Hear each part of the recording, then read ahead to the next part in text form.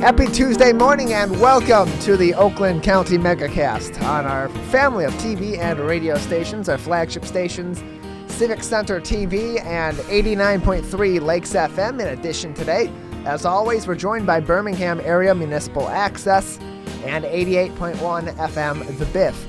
Today we're also on the Facebook page of the West Bloomfield Fire Department, and we'll be joined later on in the show by Greg Flynn, the chief of the fire department. As always, I'm Tyler Kieft, and I'm joined today from her home studio by Ronnie Dahl.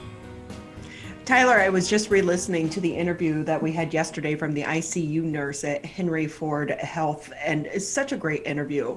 And again, it's just one of those firsthand accounts from the individuals that are on the front line of this virus and what they continue to go through each and every day. So for anyone that maybe missed yesterday's show, we want to go ahead and invite you to go to civiccentertv.com, and you can go ahead and check out the interviews from not only her interview, but also some of the other ones as well.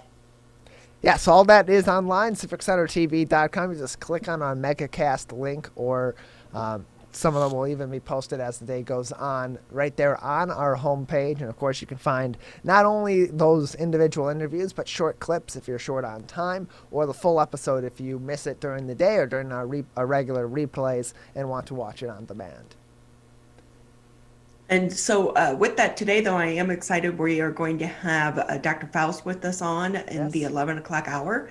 He, of course, is the medical director over at the Oakland County Health Department. So we've been trying to get him or someone from the health department on for quite some time. So good timing today, though, because there is a lot happening in the news with the vaccine and the rollout of the vaccine as well. And so that kind of brings us to one of our top headlines here. The Michigan's Governor Gretchen Whitmer, she's asking the federal government for permission to make a one-time purchase of up to 100,000 doses of COVID-19 vaccines directly from Pfizer. Because remember, the vaccine is made here in the Kalamazoo area in the state of Michigan. So Whitmer made the request in a letter to Alex Azar. He's the Secretary of the U.S. Department of Health and Human Services. It comes after she urged Republican President Donald Trump's administration last week to release millions of vaccine doses that she said had been held back. So the U.S. Department of Health and Human Services and the Department of Defense had previously announced agreements with Pfizer and Moderna for the purchase of the mass amounts of vaccine doses and their delivery. The doses Whitmer is requesting to purchase will be administered consistent with the U.S. Centers for Disease Control and Prevention guidelines. So she is trying to get that 100,000 of those doses. Now, one of the things that came out is while it doesn't seem to be a supply issue from the manufacturers, but one of the things that's happening, instead of releasing all of the doses, they are holding back some of those doses that are needed for the second round. So you have to remember that this requires 2 doses. So instead of releasing all of them, they are waiting and making sure that the individuals that got the first dose are cleared and the second doses are available for them. Yeah, and then on top of that, because there has been a little bit of a slower rollout of these vaccines once they are received by these medical institutions and other facilities that are then inoculating people with this vaccination, there also is the concern of, well, what happens if we have all this excess, this excess of these vaccines in our storage, and we are expecting to vaccinate a certain amount of people at a certain time. We open those containers, and once you've broken the seal on these vaccines, they can't go back in that freezer. There's a worry that you could potentially be wasting those vaccines, and with things kind of slowing down as in the distribution as the state continues to fight COVID-19 from the latest surges, a little bit of a slower rollout is to be expected. So as you said, not necessarily a supply problem. These manufacturers are making plenty of this. It's really been a distribution problem and a rollout. And the little hiccups that we've had so far, both in the state of Michigan and really all throughout the country, has been the main issue. And that's really what needs to be taken care of, more so than getting these extra doses state to state. So the Oakland County Health Division is planning to utilize the Suburban Collection Showplace in Novi to administer the COVID-19 vaccine. At this time, the contract agreement has not been finalized, but they do say it's getting close. So discussions are underway about whether the vaccinations would occur outside or inside the 340,000 square foot building. It is the region's third largest convention center, which was transformed into a regional field hospital last year to treat COVID-19 patients. So right now the county is conducting COVID-19 testing and vaccinations from 9 a.m. to 5 p.m. Monday through Friday, but they are doing it mostly through some of these drive-through sites at fire stations and other locations throughout the county. Although right now, I have to tell you, I've just checked, there are no vaccines available right now, and Oakland County will not be making appointments unless they have those vaccines available. Yeah, that's been the plan through Oakland County, is that these vaccinations are going to be made very systematically and by appointment only. It's going to be a situation where when they don't have available vaccines and available appointments to get those vaccines out, they're not going to schedule people and they're not going to prepare any extra vaccinations that aren't going to immediately be used to be taken out of storage. Again, it comes back to once they are taken out of storage for a certain amount of time, they really can't go back in, and you want to make sure that you're doing this efficiently so you're not wasting those doses or having to speed release those doses, which could maybe make things a little less effective. So taking a systematic approach, an intelligent approach to this here in Oakland County as well as other areas throughout the state. So if you want to, try to stay up to date on what's happening in Oakland County with the vaccine, if you go to oaklandcountyvaccine.com, or you can also go to civiccentertv.com, click on the coronavirus, and at the top of that tab is a direct link to the Oakland County's website, and then you'll see the big bulletin which can push you over to the vaccine information and the vaccine update. So what you can do though is if you are trying to get one of the vaccines and one of the appointments, you can put your information in to get either a text message alert or an email alert when they become available. So that is the latest out of Oakland County, but we'll be speaking with Dr. Faust about this in the process a little bit later in the show. Some good news, kind of good news for the city of Pontiac, though. The auto show is going to be relocating to Pontiac due to the COVID-19 concerns, but it's not going to be the auto show like so many of us know it.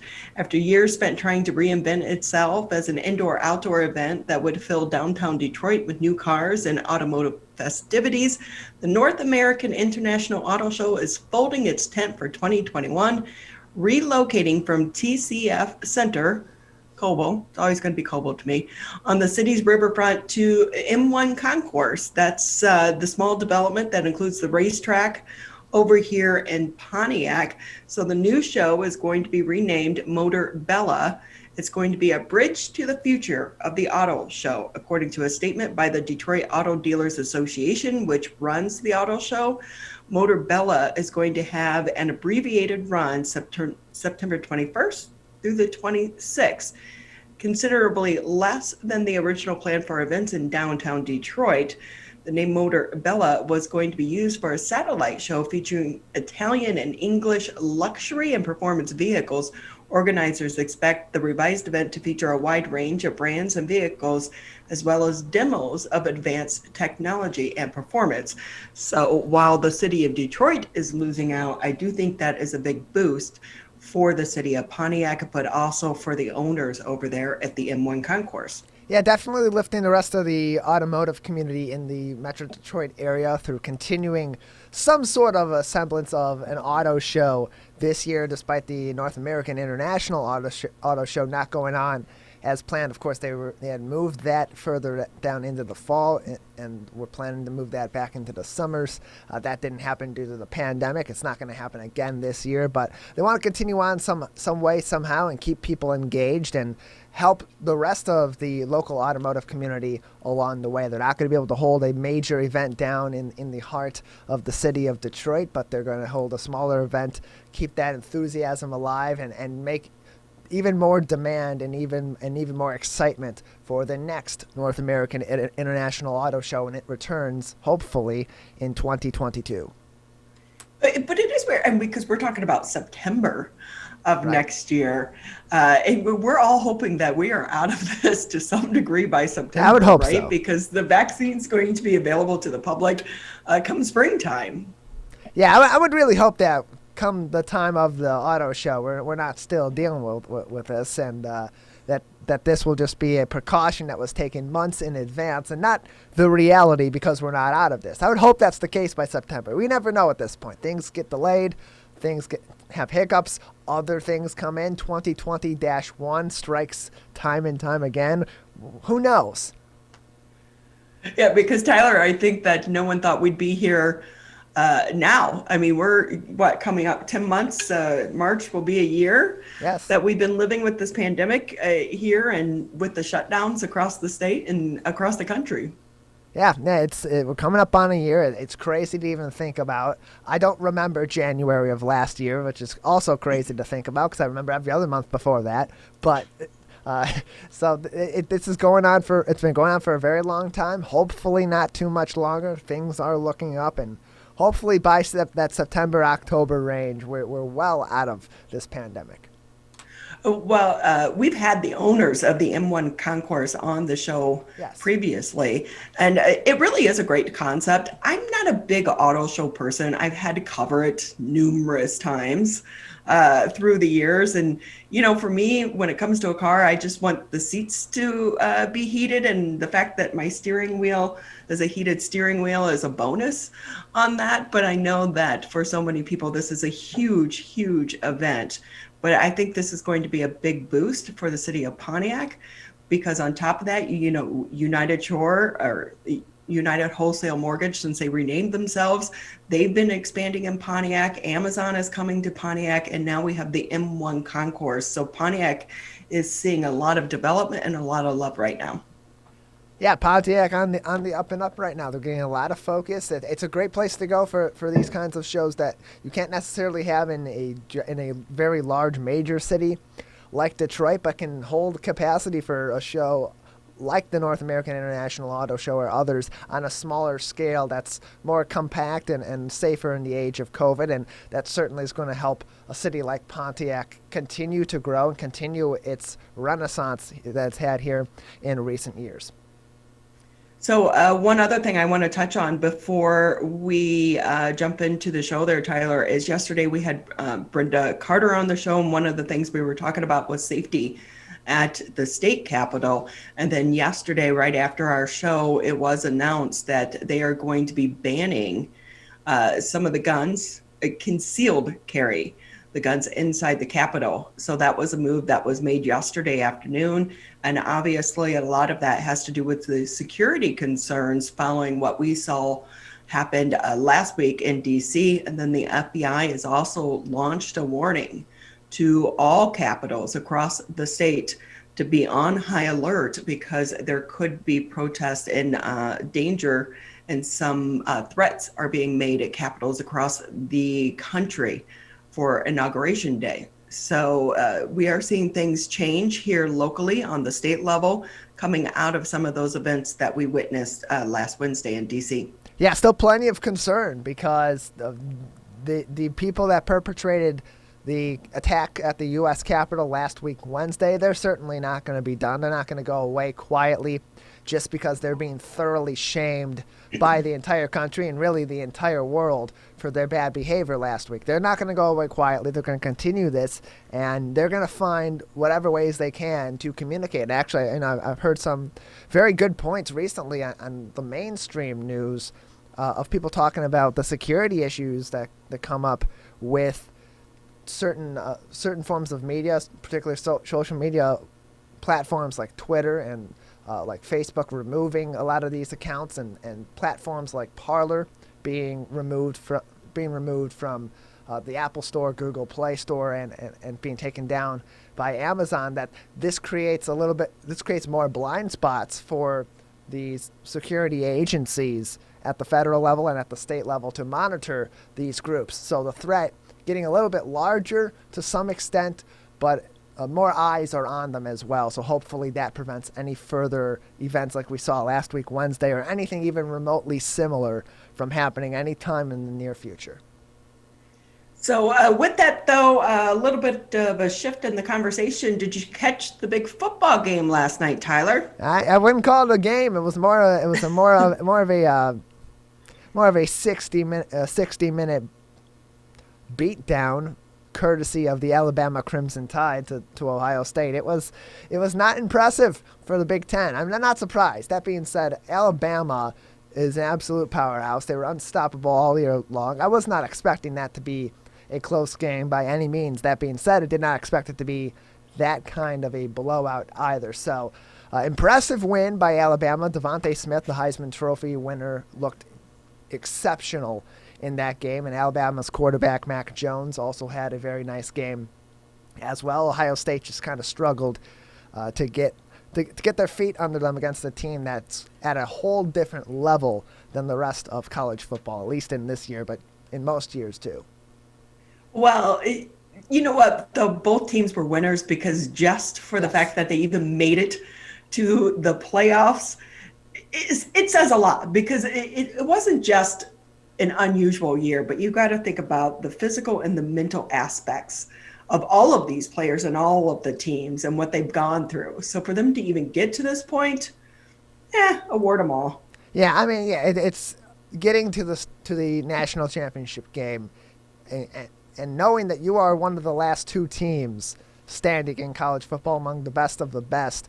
That's a huge accomplishment in any year, and especially in a year like this where you've been through so much as individual players and certainly so much as individual teams. Ohio State had its fair share of issues with COVID-19 that went as far as their head coach Ryan Day and some of their top players, as did Alabama have their own issues along the way with COVID-19 that also reached as high as their legendary head coach Nick Saban. So good for them both for getting to that point, and good for Alabama. Congratulations to Alabama for winning the national championship game. Good to see a former Spartan pick up a trophy here in head coach Nick Saban. As much as I don't love Nick Saban, good to at least know that somebody from the state, somebody with some ties to the green and white, had some success this year in football. Well, there you go. And it also provided a nice distraction to everything that is going on. With that, though, we have a great show ahead for everyone that is just tuning in. Excuse me. I have a frog in my throat this morning. Some mornings, I don't get up and talk a lot, so it takes me a while to get going. Coming up on the show today, we will have the chief over at the West Bloomfield Fire Department, Nate Adams. The film critic will be checking in with us as well. I'd like to get his point on Wonder Woman. I did watch that. Deanna Barash will be with us with the West Bloomfield School District. Of course, the governor is urging all school districts to return to some type of in-person learning by March 1st. Gina Gregory will be with us. She's with the Historical Society talking about a grant that they recently received. And then, of course, we'll have Dr. Faust with us with the Oakland County Health Department. So many questions to ask him. So we have a lot to get to. But first, we're going to take a quick break here on the Megacast.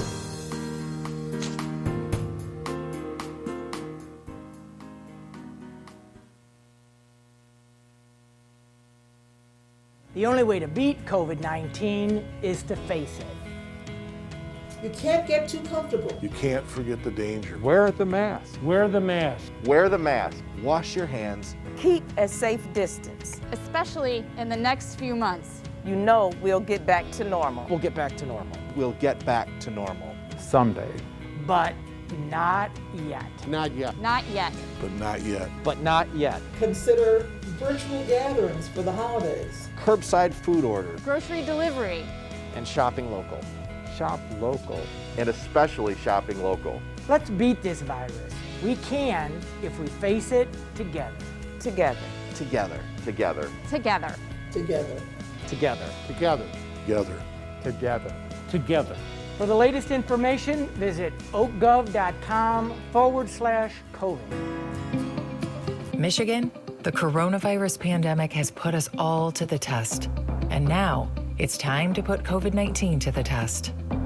As we move forward, testing will be critical. We encourage anyone who has reason to get tested to do so, those with symptoms and those without. If you are leaving home and going back to work, get tested.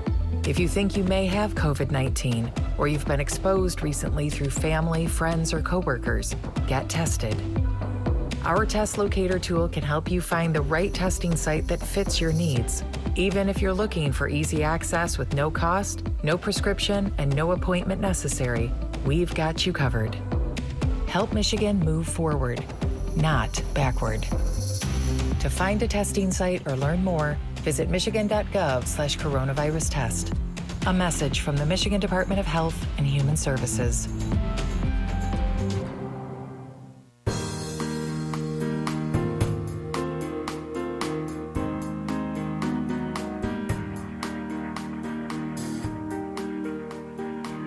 A County Megacast, Tuesday, January 12th.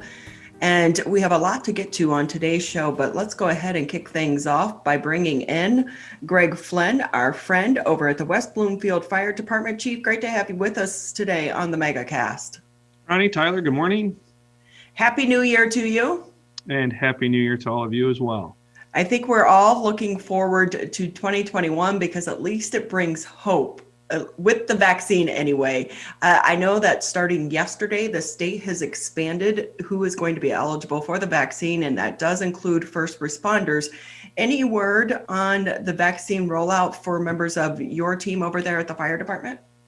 Well, fortunately with that phased in rollout, there was 1A and 1B, and 1A was real clear that it was pre-hospital care providers or EMS providers. So our paramedics here in the township, serving both West Bloomfield and the Tri-Cities, and all of our paramedics across and EMTs and medical first responders across Oakland County and the state have been eligible to sign up for reserved spots.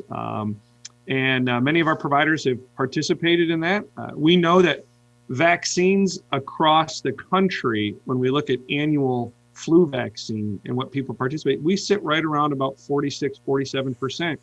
And that's probably right about where we're sitting with our voluntary, because that's exactly what it is. Because of the process the vaccine went through, it is voluntary for folks to participate in.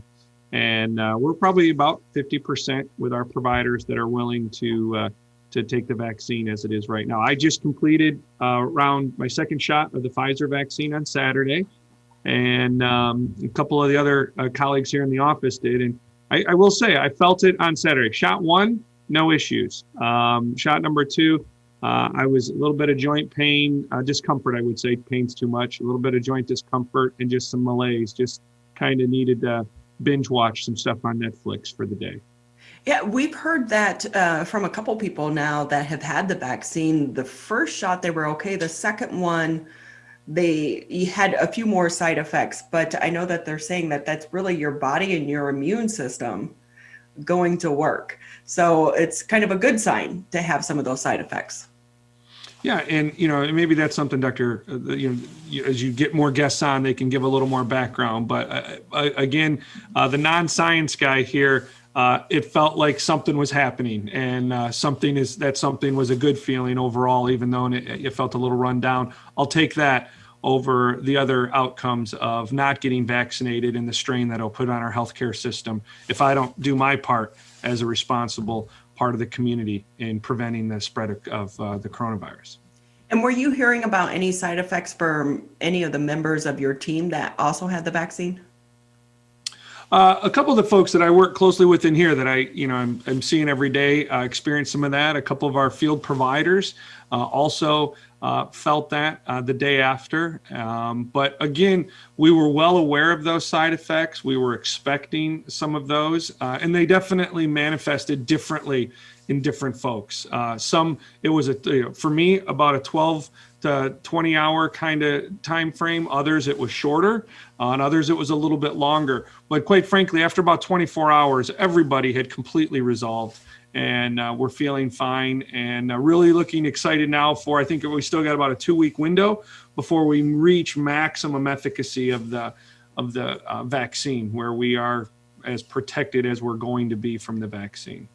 And it has to provide at least a sense of peace for some of your members, because we interviewed an ICU nurse yesterday, and for her, it was that fear of going home every single day and the possibility of, not only that individual maybe getting COVID-19, but also passing it along to their family members? Well, there is a sense of peace and a sense of privilege that went with that. And I mean that very respectfully. I know that wasn't easy for decision makers to prioritize and do a phased in approach to vaccine. Everyone is important. All lives are important. We all appreciate that. But there is only so much vaccine, and there has to be a process. And some folks well above our pay grade, right, had to make that decision. And I know that wasn't easy for them. So I'm anxious to start seeing these shots the vaccines go into the arms of our school teachers. I heard kind of in the opening there that the governor, looking for in-person instruction. Our teachers need to be armed. Our daycare workers need to have that vaccine in their arms. And I know I'm very confident as I look at that dashboard for Oakland County and the number of vaccines that have been delivered here. And every one of those vaccines have been allocated. And that's the rock stars that we have working at our county health department and really putting that football across the goal line. And as it comes in, I'm very confident that they're going to continue to get that vaccine into the county residents' arms as quickly as they can. Well, as someone who is in a leadership position, what is the conversation going forward in 2021 and for maybe individuals on your team that don't want to get the vaccine? That is a challenging conversation because medical decisions and having a vaccine, placed into someone's body, that's a very personal decision. The residents served by the WBFD can rest very easy knowing that it's a group of knowledgeable, professional, kind pre-hospital care providers and firefighters, and they make very wise decisions. Folks that may opt, while I know that there'll be few to not get that vaccine, of course, there's always the early adopters, folks that want to take it right away. I think there's another group of folks that are just waiting to see if, guys like me, have some adverse effect by being one of the first ones to get it. And then there'll be some that just say it's not the right choice for me. We know that we have folks within our community that aren't eligible for that vaccine. For some reason, they're disqualified. So it's not an unwillingness to get it. It's just medically not wise for them to get it. And that's why we'll continue to wear masks, and we're going to continue to see some of those other preventative measures that have kept us healthy since March of 2019. Those things still work. Remember, the vaccine is just one more tool in the toolbox that we're using to mitigate the spread of the coronavirus. Yeah, so how does news of the vaccine and the widespread distribution, once we get to that point, how will that change your day-to-day operations in 2021? Well, I think the biggest change is going to be an emotional wellness change, that kind of letdown that you alluded to, knowing that you have just one more layer of protection.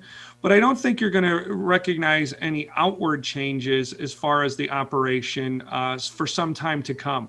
You're still going to see our paramedics or firefighters that are in the grocery store shopping for their daily meals wearing their masks. You're still going to see our team wearing masks when they enter your house on an automatic fire alarm or doing an odor investigation, because we continue to model what right looks like in the community, and we model disease mitigation, disease spread mitigation efforts, which is mask wearing, hand washing, distancing. It'll be harder though, Ronnie, because more people are going to get the vaccine. I'm vaccinated. And I want to say that again. I'm vaccinated. And that focus on self needs to be reframed as we're not all vaccinated. We can't all get vaccinated. We are not out of this yet. And we need to continue to work as a community and make sure that we keep that focus on community and not on necessarily just on yourself. You really have to look at some of the volunteers that took part in these trials to get us to this point.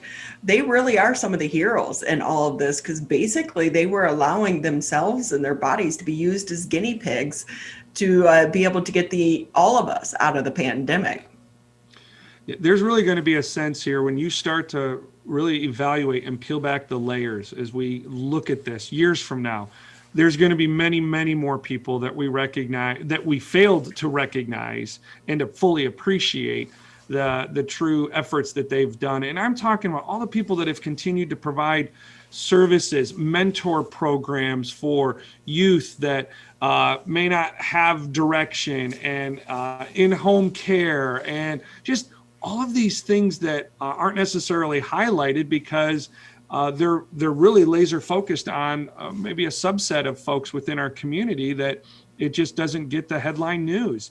And they're keeping those services going. Think of the clinical and emotional health issue services that are happening remotely with counselors and therapists working with their clients and keeping that going. They need that lifeline maybe even more than ever right now. And those folks are getting it done. And we applaud them. But again, that list continues to grow, and we really, truly appreciate all the facets that make our community so great. Greg Flynn with us here on the Megacast. He is the chief for the West Bloomfield Fire Department. As much as we'd like to forget 2020, do you want to give us a recap of your department and what you went through last year? Well, I'm pleased to say that I'm the president of the West Bloomfield Optimist Club for the 2020-2021 year. And I think it's an excellent year for someone in public safety or someone in healthcare, that was a little bit very close to the pulse of this pandemic, to realize the amount of wonderful and great things that truly did happen in 2020 and continue to happen into 2021.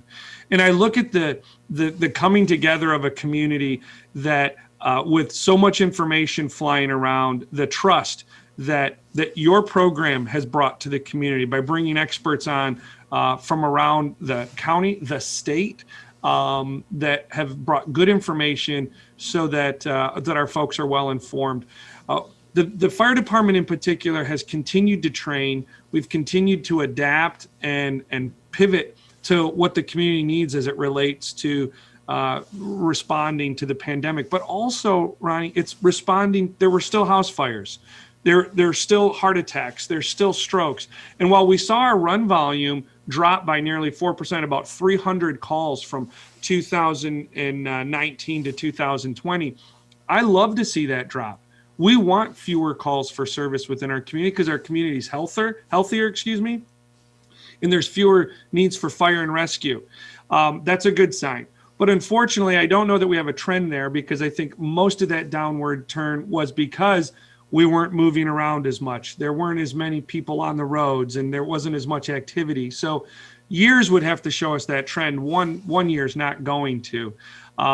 But again, the coming together, the fact that when people say you're never going to get this many people to ever do something, we've shown people that you can do that. We've shown that we can come together for a common cause. And again, I know people can tit for tat here, and they can show me something that didn't go well in 2020. But there is a great deal to be grateful for. And there's a great deal of optimism moving into 2021. I would think some of your house fires, were those numbers up because we had so many more people staying at home than before? Yeah, so there was roughly about 18 more fires in 2020 over 2019. Again, those are coded. I have to look a little deeper to say, again, we don't quantify all fires equally. So we could have a small, what we refer to as a room and contents fire, where that fire was contained to the bedroom, all right, the room and its contents, as compared to when you see, flames coming through the roof of the structure, which is a fully involved structure fire. Those can be similarly coded. So yes, we saw a higher incidence of fire, and yes, I think you can attribute that to, everybody in the house plugging in their electronic devices into one circuit, and again, just hey, I started cooking something, and then my next episode on Amazon Prime automatically kicked in, and I forgot about it on the stove. Right? There's those little things that kind of evolved from our behaviors of being around the house just so much, and not leaving the house, and maybe getting into a bit of a routine of being in our sweatpants and t-shirt all day, and not being as mobile around the house. I will. I'm like, yeah, I'm sitting here in my sweatpants and my slippers right now. So with that being said, but one of the things that it does seem like all those supply issues from the PPE at the beginning of the pandemic, those issues have been ironed out by now, right? They have. And again, I want a message to the residents of West Bloomfield, Orchard, Kego, and Sylvan. Not a supply issue within our community. There was not a supply issue. Your department was prepared. We were ready for this. when things started to get low. We had plans in place. We'll continue to be as prepared as we can be. And I'm speaking for my colleagues too in surrounding communities. Our first responders were not at risk. Our first responders were at the risk level that we could safely tolerate. There's a risk every day our first responders experience, but we're tasked with taking on that risk. But directly to your point, Ronnie, yes, there's a free flow of supplies now, of masks. It's unfortunate now. You're kind of walking down the street now and you're seeing, unfortunately, masks that are laying on the side of the road, and that's an indication that there's ample supply of this stuff. And I feel very good. I'm not speaking for our healthcare providers within the hospital, their level of PPE and the things that they may need. I don't want to give a misrepresentation to what's going on with their supply chain, but speaking specifically for your first responders here within the broadcast area, we are in a good place. And many thanks to many residents and manufacturers who came directly to us and said, here are face shields that we've converted over and we're making, here are gowns that we're making locally, and we want to give them to you, some of the folks that are responding to sick and injured people in their houses.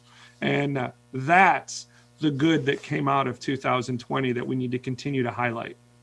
Yeah, it was so many people pulled together in those beginning days, and really they continue to do so today. Chief, one thing I did notice, the state released some of the violations that they've been issuing to businesses and entities, and a fire department, I believe it was in Memphis, which is a very, very small department. I believe that they were issued a citation for COVID-19 violations. How big of a concern is that for fire departments? Because you guys live together basically in some of these firehouses. So this has been for some, in all fire departments, when I say this, I want to frame this. We can't soundbite this one. They're not created equal. And I don't mean that in a negative way. I'm saying some communities like West Bloomfield have chosen to do a career department that has folks in the station 24 hours a day. Other communities have decided that's not the level of protection that they need, that they can adequately do that with on-call firefighters or volunteers. And so that creates some different challenges. Some of these folks have full-time jobs doing something else, and then they're called into action. And that can create some unique challenges for any fire chief. There's not a chief, Ronnie, that I've met in the great state of Michigan that hasn't had their first responders at the forefront, that haven't had the utmost concern for the health and safety of not just the firefighters or the paramedics, but their families that they're going home to. So there has to be an enforcement arm. There will be times where there's a disagreement between the enforcement arm and the agency. And ultimately, the enforcement agency is the one that wins. And but overall, when you look at the number of agencies and the amount of time that's gone past, I think, again, the fire departments across this state have done a fantastic job of managing the spread of the coronavirus.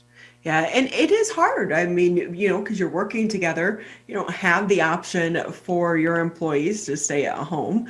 And it's like anything else, we all become comfortable as well, and we let those guards down. So there's that. Chief Flynn with us here on the Megacast. What else is going on there in your department? Anything that you want to touch on that maybe we didn't talk about? Well, we continue to, we just got the board approved our budget for 2021. Again, I'm grateful to the township board for what they do. We have a Tri-City Fire Board meeting tonight, and there's another group of those commissioners always supportive of what we're doing, supportive and also holding accountability to the fire department and meeting to assure that we're meeting the expectations of all 4 communities that we provide fire rescue and EMS services to. But we do have we have some exciting things. Some of the grant opportunities through the through the CARES Act did allow for the addition of our Lucas devices, which is a CPR compression device that's gone live on all of our units. We continue to leverage technology with our reporting and getting feedback on the number of screened calls from our dispatch center that patients may be COVID positive or have symptoms of a possible coronavirus infection. We continue to dig through our data and what is it telling us about the job that we're doing and keeping our staff safe. What's our role with the community as community risk reduction? We have an interlocal agreement working with Oakland County right now that's going to go before the board so that we could be a vaccine site for our community, because we want to make sure that vaccine is available. I want to be very clear here. The township is not administering the vaccine. We will provide a spot for Oakland County to come in, our partners at Oakland County to come in and be closer to our residents and get them the vaccine. So we continue to advocate for the overall health and wellness of our community, and that's what we'll do in 2021 and 22 and 23, because that's just how the WBFD rolls. And we're very grateful for our partners at Henry Ford and all the healthcare systems that help keep our residents healthy and well. What's it been like for you as a chief to try to hire during this pandemic? Have you needed additional help? Well, we can't see their whole face when we hire them. So, seeing their facial expressions during the interview has been tough. We have, though. We've brought on 6 new hires in 2020. And this is a great group of individuals, kind of over a smattering of ages, men and women, the diversity that we're looking for with it to be reflective of our community. But it's a hot market in pre-hospital for paramedics. It's a hot market for firefighters and for police officers. There are job openings everywhere. And what I would say that we can offer here at West Bloomfield is a community that supports their first responders, supports their paramedic firefighters, has for decades, and I'm very confident will support them for decades to come. And that's what makes West Bloomfield such a great place to work, is the people that we have the privilege to serve and the men and women that you get to serve to your right and left. Well, Chief, they're lucky to have you leading the team as well. And we want to say thank you again, as always, for being a friend here to the Megacast, and also to all of the members there at the fire department. Each and every day they show up and they're there to serve the community, and we do appreciate it. You're very welcome. Well, happy 2021. Let's hope that things are a lot better this year, though, right? Very much so. Thanks again for having me on. Look forward to seeing you guys again soon. Okay, happy week. Thank you again, Chief Greg Flynn, with us here on the Megacast. We're going to take a quick break. When we come back, the film critic will be joining us on the Megacast. Perry tested positive for COVID-19. Emma was exposed to a friend who's positive. Willa's waiting on test results. After any contact with COVID-19, or if you test positive, stay home for at least 10 days. If you live with others, keep your distance and wear a mask. Help Michigan contain COVID-19. Visit michigan.gov/containcovid. Hi, my name is Kurt Lawson, and I'm the Public Information Officer for West Bloomfield Township. We wanted to reach out to you, our older adults, to provide information that you may find useful during this difficult time. We want to ensure you that West Bloomfield Town Hall, our Waters and Utility Department, West Bloomfield Parks, and our police and fire departments continue to work hard on your behalf. Information and resources can be found on the Township website, the police Facebook and Twitter, or call West Bloomfield Parks COVID-19 Help Hotline.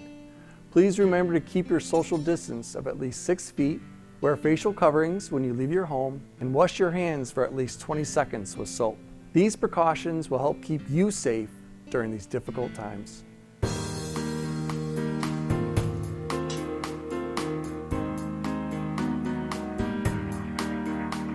Always great talking with the West Bloomfield Fire Chief, and we also want to say thank you to the fire department for allowing us to live stream today's edition of the Megacast on their Facebook page. And as a reminder, we're here Monday through Friday, 10 a.m. until noon.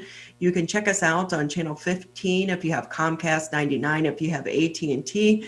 You can always find us online, civiccentertv.com, and also Birmingham Area Municipal Access. If you're out driving around in the car, or if you still have an old school radio in your home, you can tune us in, 89.3 Lakes FM, 88.1 FM, The Biff.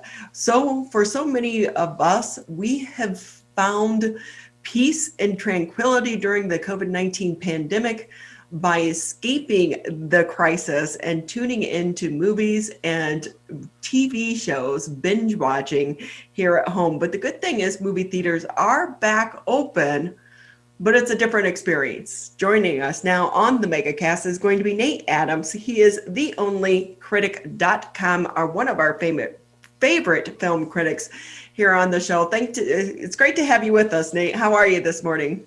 I'm good, Ronnie. Thanks for having me. And I also want to give a shout out to the first responders that you had on earlier. It's just like they're doing great things during this tough time.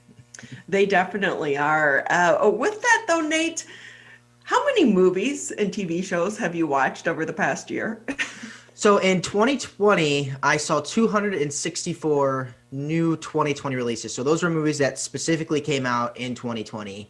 Overall, because I watched a bunch of old films, and I actually got my thing today. I logged 768 hours last year, how many movies I watched. So I don't know how many days that is. Probably you have to divide that by 24, but that's how many hours I spent watching movies last year. That sounds insane. Yeah, and my most watched actor, I have an app, it's called Letterboxd, and I recommend everybody that's a movie junkie get this app, and you can log everything you watch. My most watched actor last year was Tom Hanks, and my most films was Stanley Kubrick was the most films by a director I watched last year. How did you get into this? It actually started as a hobby. We had a school newspaper when I was in 8th grade. And of course, me being a movie aficionado, I loved movies back then. I always went to the movies. We had a local theater. My mom took me. My parents took me every time when I was growing up.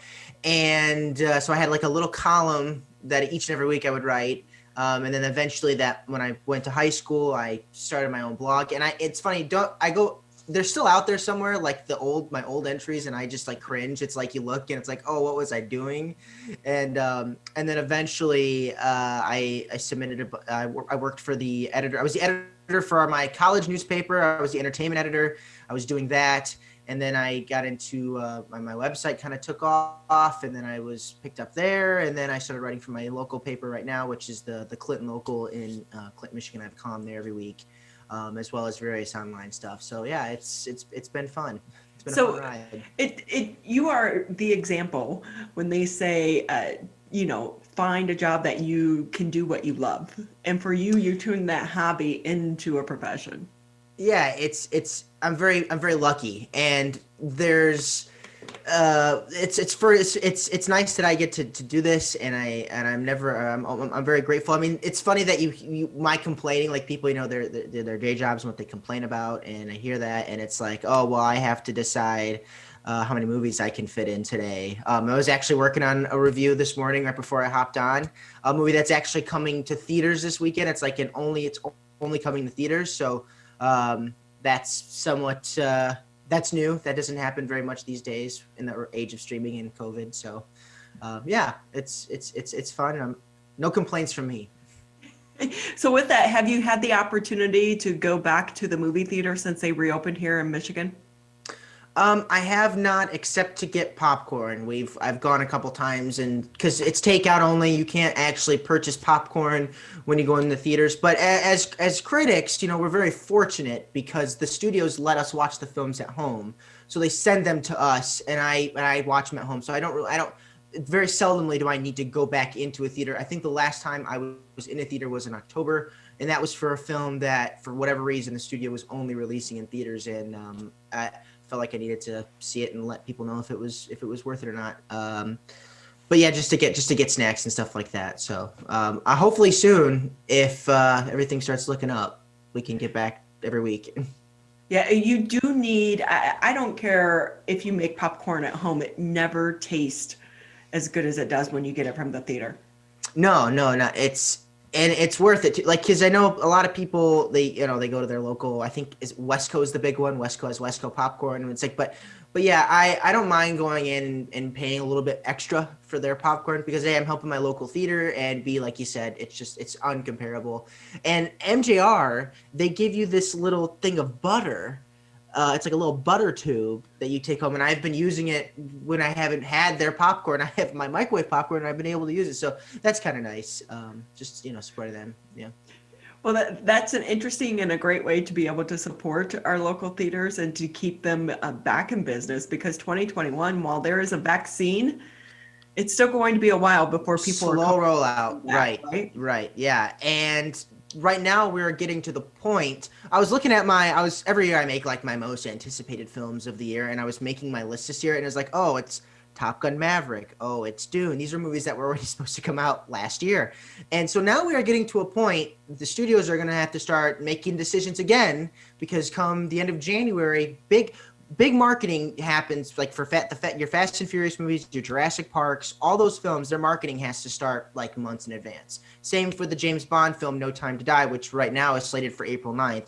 I'm I don't think that's going to happen. So you're going to start seeing at the end of January, these studios have to start making decisions again about pushing these films back. And you're already seeing it. The streamers are cannibalizing on content. Warner Brothers decided that, and a lot of people balked at Warner Brothers last month or in December when they said that we're going to release all of our films simultaneously on HBO Max and in theaters. I know at the time people were like, well, this is going to hinder the theatrical experience, but they just didn't want to keep pushing films back. They saw the writing on the wall, and also they have a upstart subscription service that they want to grow. So I get that.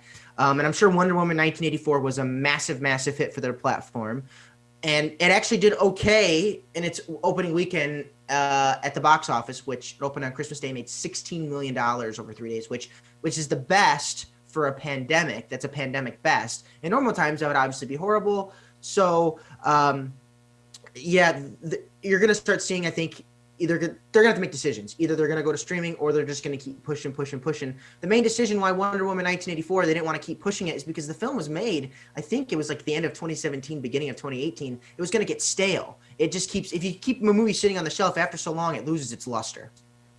I will say, if we're going to talk about movies, Wonder Woman, I watched it on HBO Max. I fell asleep.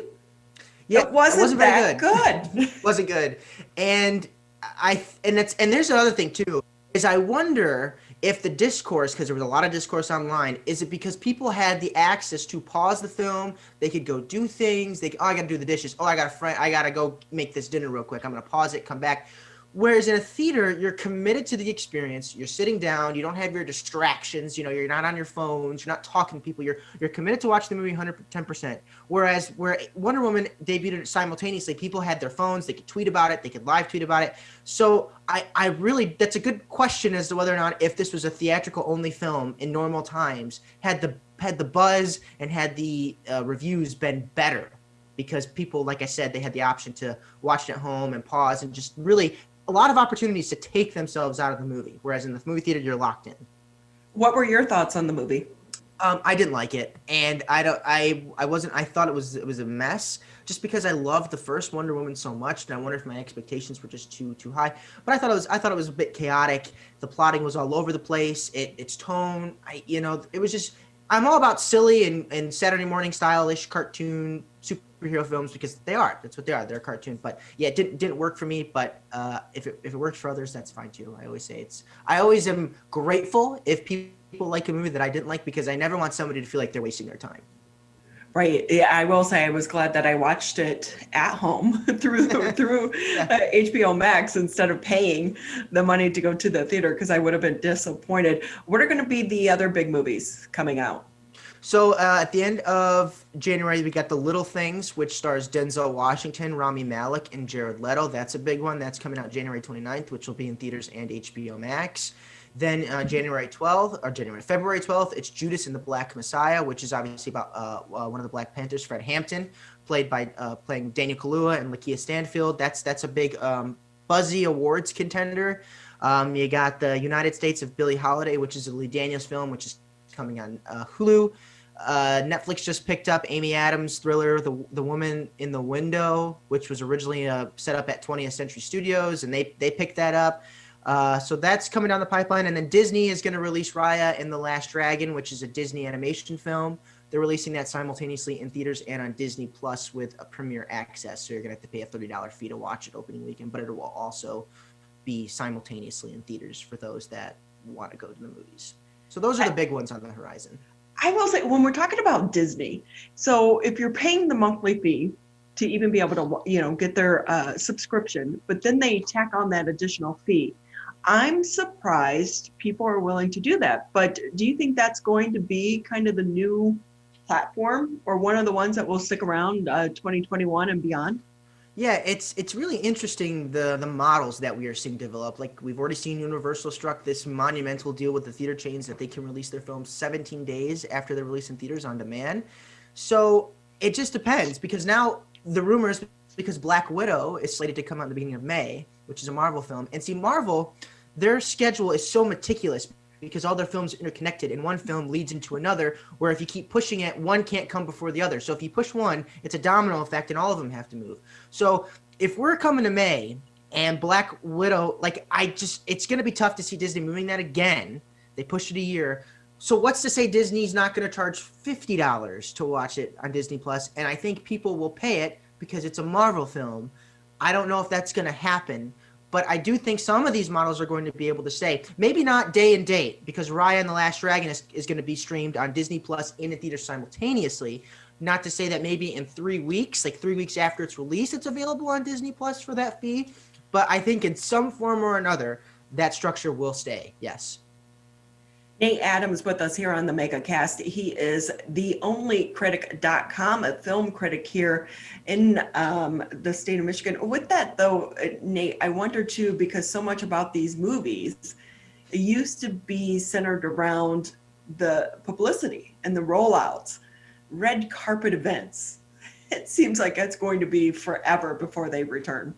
Right now they do virtual screenings. So I mentioned that the Denzel Washington film, they're doing a virtual premiere this Friday where they'll have the Q&A with the actors afterwards that you can like submit questions to. So that, like a lot of the award season landscape has changed too. There's a lot of, it's just virtual. Everything is virtual. I'm getting ready to cover Sundance. I'm covering the Sundance Film Festival at the end of the month, which starts January 29th. And that's going to be all virtual. And they've actually laid out a really, really easy platform to make it accessible. And you almost wonder if something like that is going to stay permanently, because why not have the more wide range and accessibility for people that necessarily can't travel to Park City to review the films? Obviously, there's piracy concerns and things can leak, and I understand that. So that is what we are already seeing. So like I said, I don't know if that changes for the better or not. Like I said, everything is virtual this year. Do you like it better, virtual? I mean, it's definitely easier. Yeah, it definitely makes my job a lot easier. I love the convenience of it because I think that's and of course I want to see the big films. I wasn't necessarily thrilled that I had to watch Wonder Woman 1984 at home, because you watch it and you can see the big spectacle and it's like, wow, this does deserve a big screen. Like my 65-inch flat screen, I mean, yeah, it's big, but it doesn't do anything. It doesn't replicate that feel. But I do like that I don't have to really go searching for a lot of the content. A lot of it kind of shows up to me, and a lot of the publicists that work in the film industry. We work with a lot of stuff at Allied Global Marketing, which is based in Detroit, and those folks are so helpful, and I'm so grateful for them. They make all of our jobs easier, and they don't get enough credit for what they do, and they make it happen. So yeah, it is very much easier, but I do miss going to the movie theaters, and when that time comes that we can go back, I will be first in line. And plus, when you do these press junkets, I've been on a few of them for the movies, they make it fairly easy. Like you literally, it's like, okay, here's your 10 minutes. You walk in, they have the camera set up for you. Like it's usually a 2-camera shoot. And then you walk out, you get your stuff and you move on. So they do make it pretty easy for you in that face-to-face time. But also those moments with the actors and the big stars, they're fleeting because you are so time limited. So maybe doing them virtual gives you a little bit more time for interaction with some of the big stars. Yeah, and I've had a few interviews on my podcast. I've interviewed a couple filmmakers and actors and chatted with them. And it just seems it's a little more flexible because you're not in a waiting room waiting for other journalists to come in and get their 5 minutes. So that's been very nice and convenient. It's easy. It's easier for me to get a story out of it too when I'm talking to certain individuals. So that has been really, really nice. And they're still making it easy virtually. You get the Zoom link, you sign in, they bring the talent in, you talk, however long, and sometimes it goes over and sometimes it doesn't, and it's chill either way. So that's been very nice. So for here in the state of Michigan, the movie theaters just reopening. We know what's going on here at our state regarding the theaters and the industry. What about across the country and across the world? Will the theater industry survive, or is it going to be changed forever because now we're so used to being able to get some of these big movies at home? Well, I think the international box office has been lucrative this year because, like especially like in Asia, in China. So Tenet, which was one of the only blockbusters that dared to open in the pandemic, which was back in September when I think like 60% of the theaters in the United States were open. And LA and Los Angeles and New York theaters are still not open, which is a main reason why if those locations were open, albeit at a minimum capacity, I think some movies would actually be opening because those are big markets and they could maybe make some decent chunky change. But internationally, like Tenet made $350 million worldwide this year, which is actually pretty good. It only made $60 million in the United States, which tells you that overseas the box office has substantially improved. And actually like Mulan and other things like Soul came on Disney Plus in Christmas and Wonder Woman 1984, obviously, but overseas they're opening in theaters. They're opening in movie theaters because they're open and they're functional and they're doing okay. The Croods: A New Age, I think, has made almost $200 million worldwide. So I think it shows that people want to go to the movies, and when the time comes, we will go back to the movies. Certain movies will still always be for streaming, and Disney Plus is going to have, I think there's going to be 9 Star Wars shows. And this Friday they have WandaVision, which is a Marvel Cinematic Universe show. And then what Falcon and the Winter Soldier. So big things, like big scale things that you would normally see in a movie theater are still going to be available on streaming. But like the big movies, like the Fast and Furious 9s, the Jurassic Parks, Top Gun Maverick, Dune, Matrix 4, those are going to be you're going to want to see those in a movie theater. I don't know about the smaller scale stuff, like your Crazy Rich Asians, things like that. Like long gone are the days when in 2002 My Big Fat Greek Wedding could make $150 million at the box office. Meet the Parents, the Ben Stiller, Robert De Niro comedy in 2000 made almost $200 million domestically. Those days are gone. That's not going to happen anymore. Those will be on streaming. You'll get an outlier every now and then. Maybe you'll get a Ted, which is an R-rated comedy, made $200 million, but it's very rare, very rare. Well, we so appreciate your time. You're listening to 89.3 WBLD Orchard Lake, 88.1 WBFH Bloomfield Hills. Nate Adams, he's the film critic. Nate, before we let you go, where can people find more of your work? Yep, so I am on Rotten Tomatoes under Nate Adams. You can search me up there. I also have a podcast, the Picks and Pans podcast, which is on Google, Spotify, Anchor, wherever you listen to podcasts. This week we watched Little Nicky, which was from 2000, Adam Sandler comedy. It's on Netflix. I don't know why we decided to revisit it, but we did. We have a panel of guests, so that was a fun time. I highly suggest everyone listen to that. And then obviously you can check me out at theonlycritic.com. Well, Nate, always great having you on. We appreciate your time. Thanks for having me, Ronnie. It was a lot of fun. We're going to continue the conversation with the second hour of the Oakland County Megacast when we return after this quick break. As rivals, we don't always see eye to eye. Like who scored the best recruits? Who's going to be who? And whether we wear green or blue. But one thing we can all agree on to help stop the spread of COVID-19. Wear a mask. Wear a mask. Wear a mask. Wear a mask. Wear a mask. The ball's in your court, Michigan. Michigan, we still need to stay careful because we don't want to go backwards, back to where we started. So keep standing 6 feet apart, keep wearing a mask in public, and if you have symptoms, talk to a healthcare provider about getting tested. To move forward, let's all do our part. So stay careful. Michigan.gov/coronavirus. Hi, I'm Dr. Faust, the Medical Director for the Oakland County Health Division. The most important thing you can do to prevent the spread of illness is to wash your hands thoroughly and often. Follow these 6 easy steps every time you wash your hands. Step 1, turn on the sink and wet your hands with warm water. Step 2, apply soap to your hands and lather between your fingers, under your nails, and the front and back of your hands and wrists. Step 3, wash your hands by scrubbing them together for at least 20 seconds. Step 4, rinse your hands with warm, clean water. And step 5, dry your hands with a clean cloth towel, a paper towel, or hot air blow dryer. If you're using a cloth towel, make sure to change it often. For handheld faucets, turn off the water using a paper towel instead of your bare hand. Step 6, if you're using a paper towel, throw it away. Practice healthy habits like washing your hands after coughing or sneezing into them to keep you and others healthy. Go to oakgov.com/health or call Nurse on Call at 1-800-848-5533 to learn more.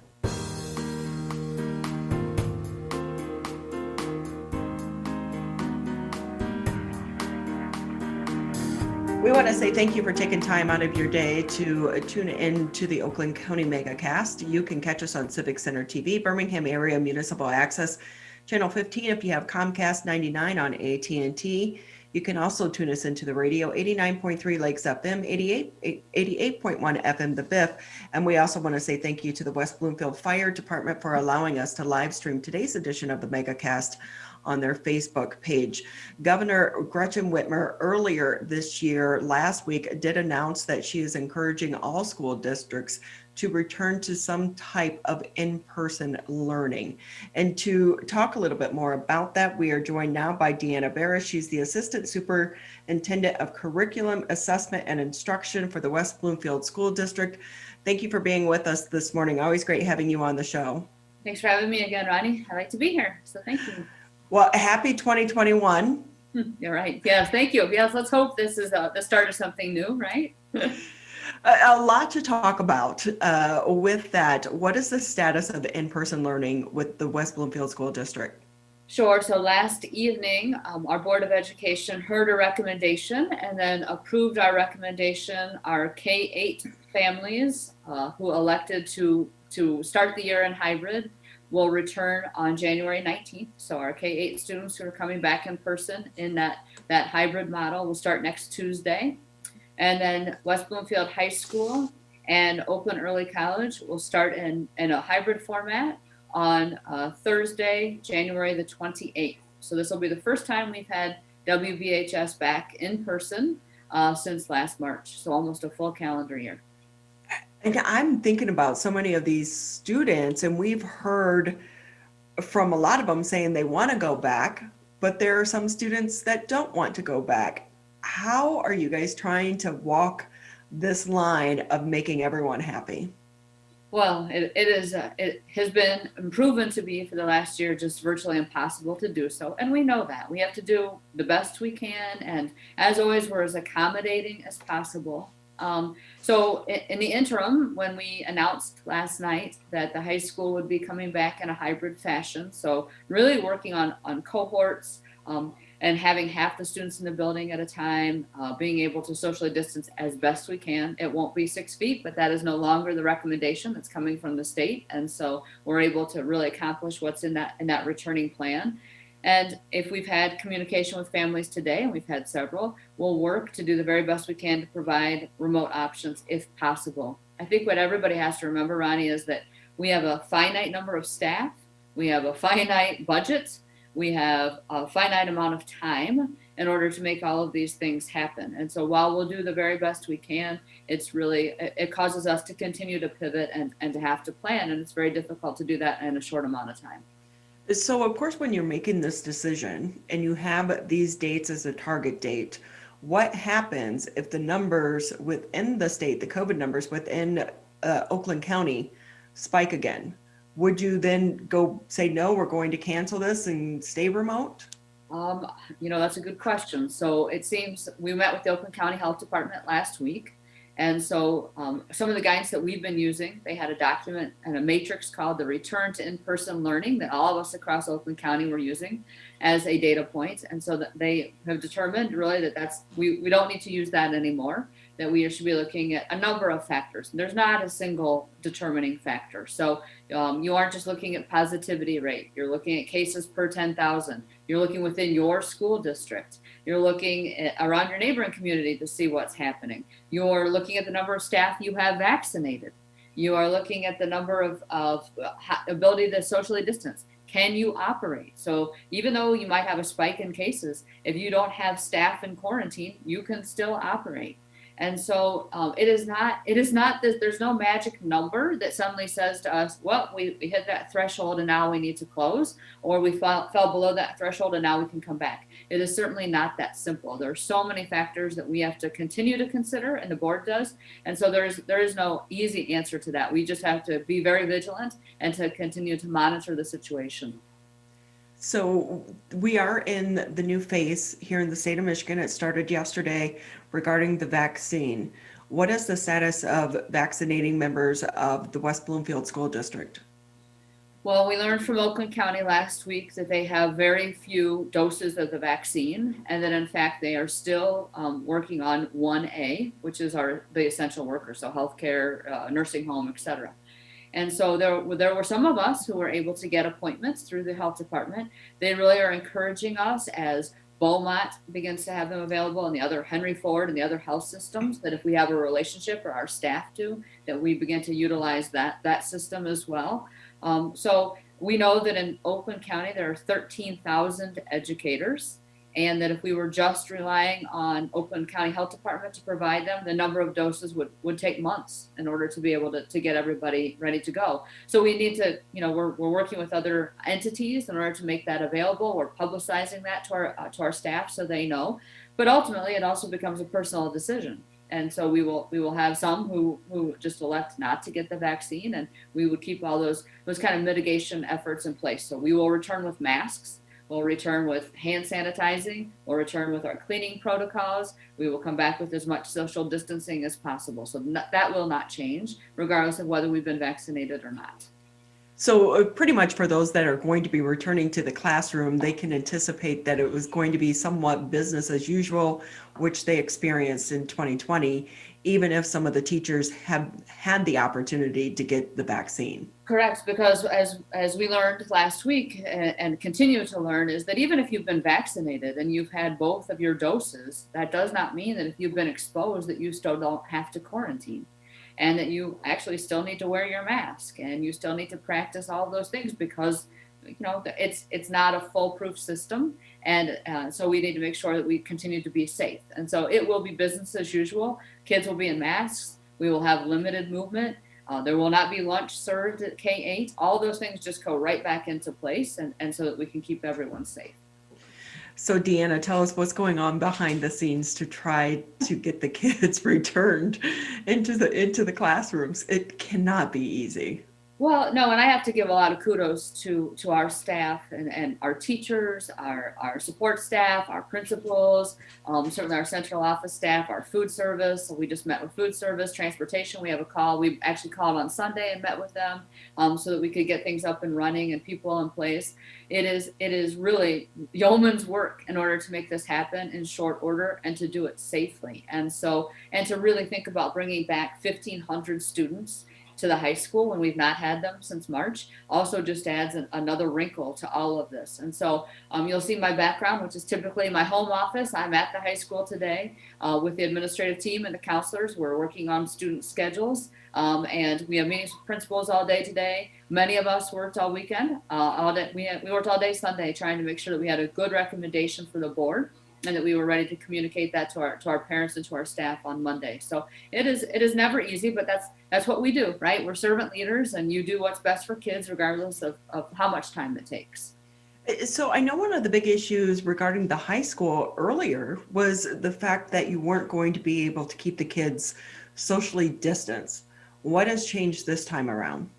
Well, so this time we're the change in the guidance, obviously, from the state has made a difference. So the document that the governor's office released on Friday actually talks about, doing the best you can to socially distance. That 3 feet is now really the new recommendation, but the best you can is also fine.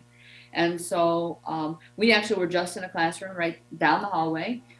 By bringing the students back in a cohort model, we anticipate between 15 to 17 students in each class. So we were moving furniture to figure out how we could do that safely, and if we needed to bring other furniture in for other classrooms, and how we can make sure that teachers have a safe distance from the students as well. And we went to a variety of sizes of classrooms. If you've been to WBHS, you know that no 2 classrooms are the same. And so we are going to do some walkthroughs. We're going to take some photos. We're actually going to put some students. The football team is here practicing, so I want to get some kids in there so we can see exactly what that looks like and so forth. So I think that we just understand better now that you've seen the research about and the articles that schools are not where the virus is being spread. And of course we knew that. What we know is it's not what's happening at school, it's what's happening when we're out in the community, and then it comes to school. And so we want to just continue to put those safeguards in place, and we think that we can do that by having just half the students in the building at a time. We can spread them out.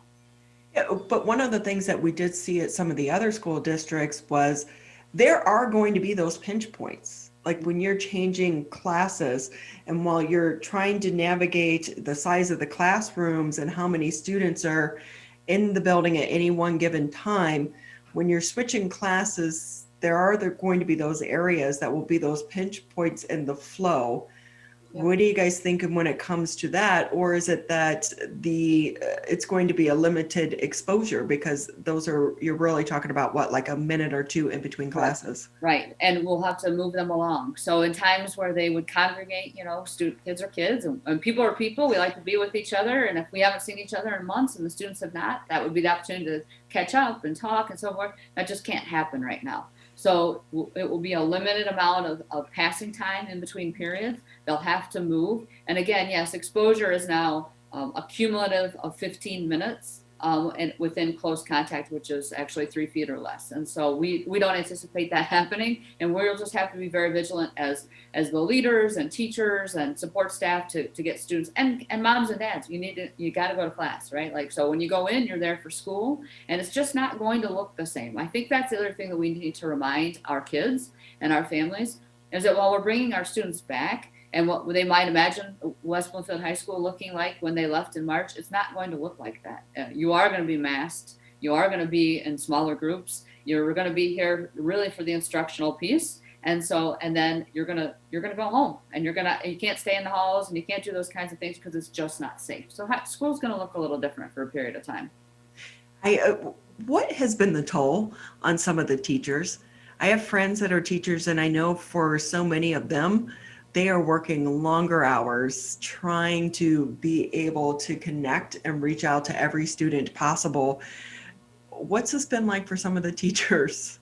They're tired.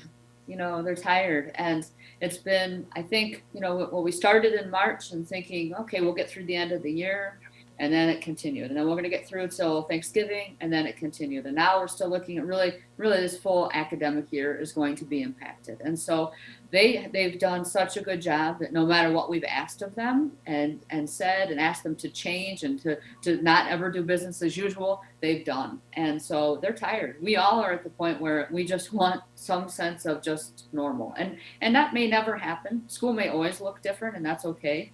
But even just not to have to continue to pivot every few months. Can we just have some consistency? We did remind everybody last night, and we did a staff webinar yesterday afternoon, that we were successful. We opened school in August. We never had to close. We didn't have to close a classroom. And so our planning, their vigilance, their willing to be part of the process has really made it very successful. And so we anticipate when we come back in a week or less than a week that we'll have that same thing. But we're all tired, and we've asked a lot of our professionals, whether that's support staff or teachers, principals, really board members, central office, bus drivers, and they've done whatever we've needed. But we're ready to just have some continuity for a while. I think parents would be ready for that as well. So again, January 19th for the younger kids, January 28th for the high school students. So pajama days are going to be over for the students. Yeah, that might pajama days, sleeping in until late, going to get a snack whenever you want. All those things will be coming to an end. Yes. Deanna Barash with us here. She's the Assistant Superintendent of Curriculum, Assessment, and Instruction for the West Bloomfield School District. Deanna, before I let you go, anything you want to touch on that maybe I didn't ask you? No, just that we'll continue to check our website. We anticipate probably doing a high school webinar for parents here later this week so that they can fully understand the schedule and ask any questions that they might have, and just to continue to work with us and support us as the community has for the last year. Well, thank you for being with us, but also thank you. You and your team have been amazing over there, and it's got to be nearly impossible to continue to navigate this virus and this crisis, and you guys are doing an amazing job. And of course, we know not everyone is happy with some of the decisions, but you're also trying to do what's best for the entire team and the entire community as well. Yeah, thank you. We appreciate it. Thank you. You all definitely earned a nice long summer break. Let's hope, right? Fingers crossed. And no more another pandemic in 100 years would be far soon enough. So exactly. Let's hope 2021 brings us back to some type of normal. We would all love that and appreciate it. But again, thank you to you and your team. We're going to take a quick break here on the Megacast. And when we come back, we'll be speaking with the president for the Historical Society. This is the Oakland County Megacast. Michigan, the coronavirus pandemic has put us all to the test. And now it's time to put COVID-19 to the test. As we move forward, testing will be critical. We encourage anyone who has reason to get tested to do so, those with symptoms and those without. If you are leaving home and going back to work, get tested. If you think you may have COVID-19 or you've been exposed recently through family, friends, or coworkers, get tested. Our test locator tool can help you find the right testing site that fits your needs. Even if you're looking for easy access with no cost, no prescription, and no appointment necessary, we've got you covered. Help Michigan move forward, not backward. To find a testing site or learn more, visit michigan.gov/coronavirus test. A message from the Michigan Department of Health and Human Services. The only way to beat COVID-19 is to face it. You can't get too comfortable. You can't forget the danger. Wear the mask. Wear the mask. Wear the mask. Wash your hands. Keep a safe distance. Especially in the next few months. You know we'll get back to normal. We'll get back to normal. We'll get back to normal. Someday. But not yet. Not yet. Not yet. But not yet. But not yet. Consider virtual gatherings for the holidays. Curbside food orders. Grocery delivery. And shopping local. Shop local. And especially shopping local. Let's beat this virus. We can if we face it together. Together. Together. Together. Together. Together. Together. Together. Together. Together. Together. For the latest information, visit oakgov.com/COVID.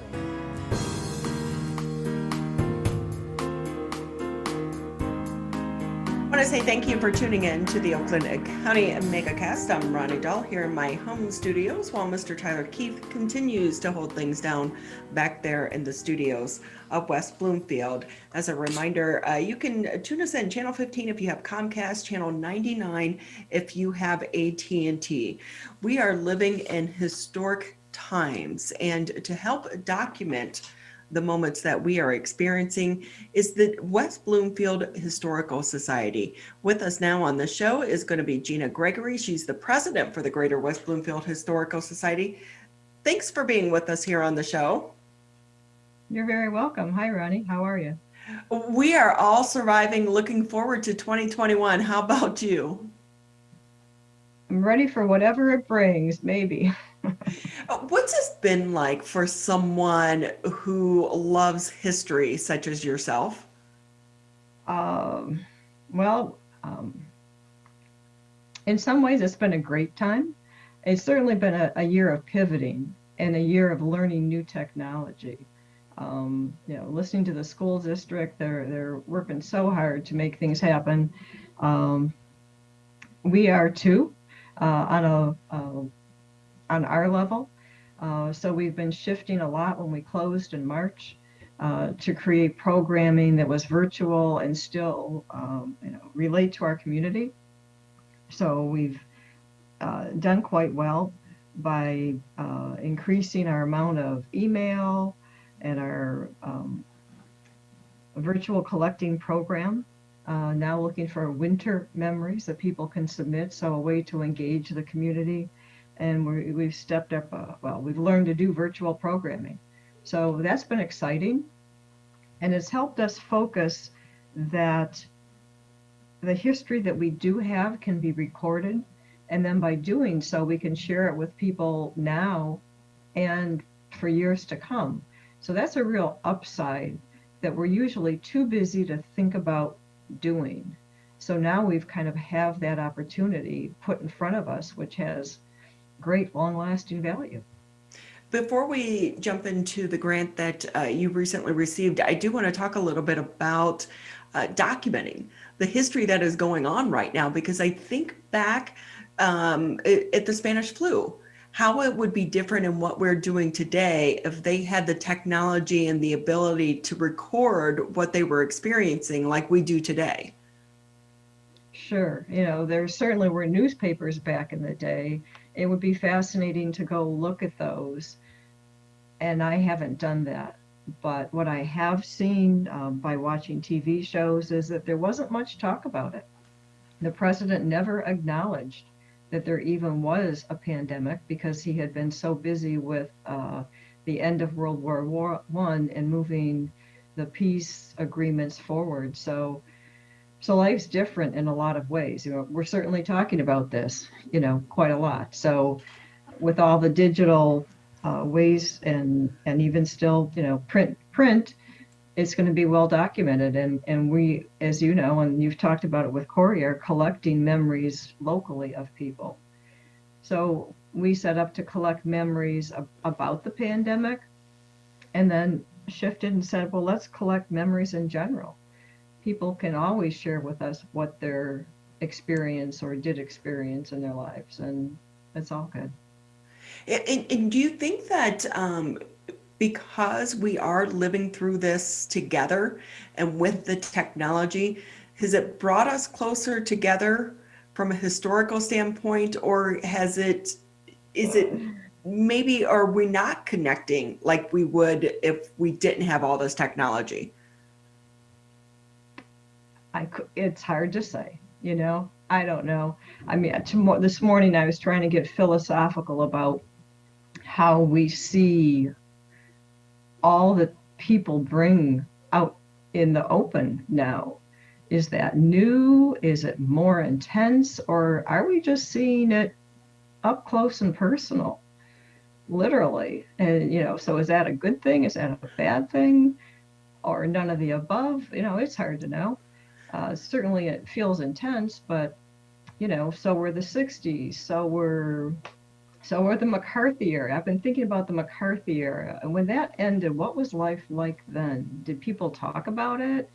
Did things just chill out? Did they go underground? I don't know. I'm way off topic here from what, just as a person looking around, it's a lot to think about. It really is. It's going to be fascinating to see how we come out of this, and also the long-term impact of the documentation such as social media. And as you were saying, so many people are much more willing and open to share things now with social media than maybe they were before. With that, Gina Gregory with us here on the show. She is the president for the Greater West Bloomfield Historical Society. With that, Gina, tell us about the grant that the Historical Society recently received. Well, it's a grant from the Oakland Together Cultural Institution COVID-19 support grant through Oakland County. And we were awarded that grant in late December. And so the grant was awarded to arts, cultural, and stewardship institutions who provide cultural understanding, diversity, conversation, and stewardship while enhancing the quality of life for Oakland County and Southeast Michigan. So the grants allocated funds for operational costs, social distancing, and COVID-related supplies. So it's been awesome because our revenue stream was turned off, yet we still had bills to pay. And then we also had volunteers stepping up to provide more programming. And so to have the opportunity to support them, as well as us buying new technology to create these programs has been wonderful. It's been great. And we'll be able to utilize those resources for years to come. So I'm really excited. And from for our perspective, that's been a nice upside for us, fortunately. And there are some silver linings coming out of that. And with this, if people do want to share their memories or even get involved in the Historical Society, how can they do that? Easily, they can go to our website, and it says there's a contact button. So if they press that, they can write me an email. They can write to Corey Taylor, our Office and Activities Coordinator, and her email address is cory@gwbhs.org. Our website, which is gwbhs.org, standing for Greater West Bloomfield Historical Society. And we use the word greater because it includes all of West Bloomfield as originally platted, which includes Orchard Lake, Keiko Harbor, and Silton Lake. Well, it's been great to have you on, and we've spoken with Corey several times before as well, but thank you to you and your team for all that you're doing and documenting this historic time that we are living through right now. Thank you very much. I appreciate it. We're going to take a quick break here on the Megacast, and when we come back, Dr. Faust with the Oakland County Health Department will be joining us on the show. This is the Oakland County Megacast. Perry tested positive for COVID-19. Emma was exposed to a friend who's positive. Willa's waiting on test results. After any contact with COVID-19, or if you test positive, stay home for at least 10 days. If you live with others, keep your distance and wear a mask. Help Michigan contain COVID-19. Visit michigan.gov/containcovid. COVID-19 has caused many families to fall behind on finances and on groceries, but you're not alone. You shouldn't have to worry about putting food on the table. My Bridges offers access to quality food and income assistance to help families across the state get the food support they need. It's easy to apply and easy to start shopping. Apply for services at michigan.gov/MIBridges. A message from the Michigan Department of Health and Human Services. Michigan, we're calling on you to save lives. Don't ignore it. Don't let it go to voicemail. It's urgent. In fact, it's critical. Because if you've been in close contact with someone who tests positive for COVID-19, you may have been exposed to the virus. And you could get a call from My COVID Help or your local health department. So please answer the call to learn how to protect yourself, your family, and friends. We're calling on you to stop the spread of COVID-19, to make it safe to reopen businesses and help Michigan move forward. So if you get a call from My COVID Help or your local health department, you may have been exposed to someone with COVID-19. To protect us all, answer the call. Learn more at michigan.gov/containcovid. A message from the Michigan Department of Health and Human Services.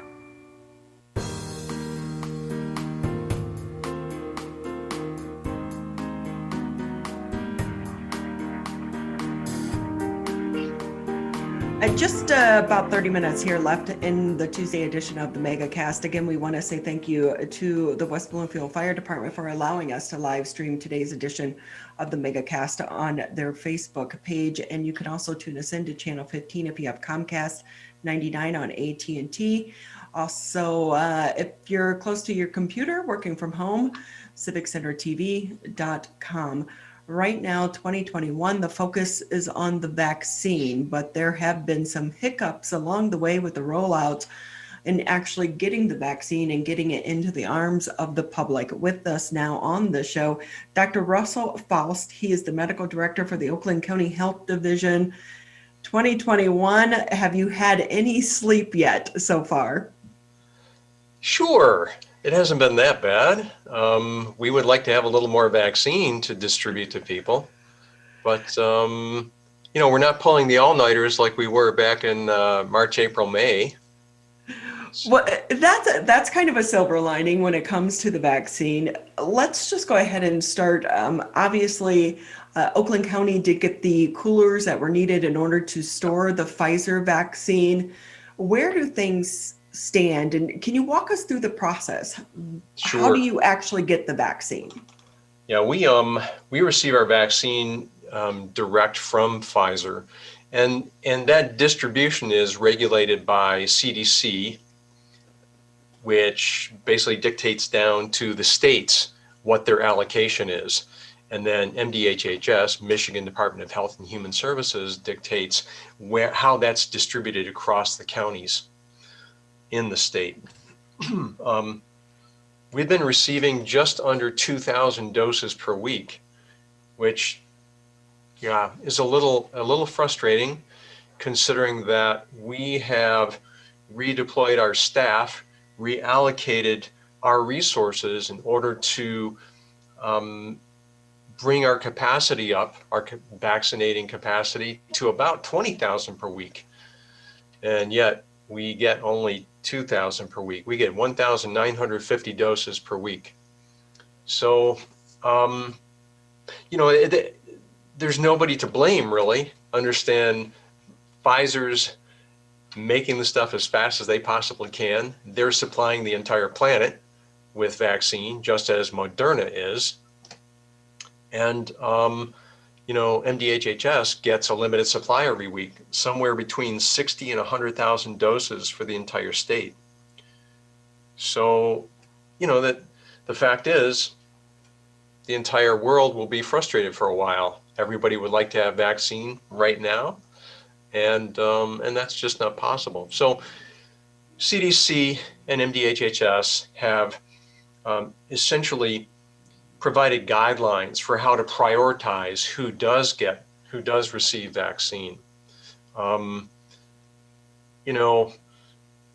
State announced this week, I don't even know honestly what day it is, but they announced that those who are 75 and older can receive vaccine, 65 and older with chronic health conditions. We have 217,000 residents in Oakland County alone, 65 and older.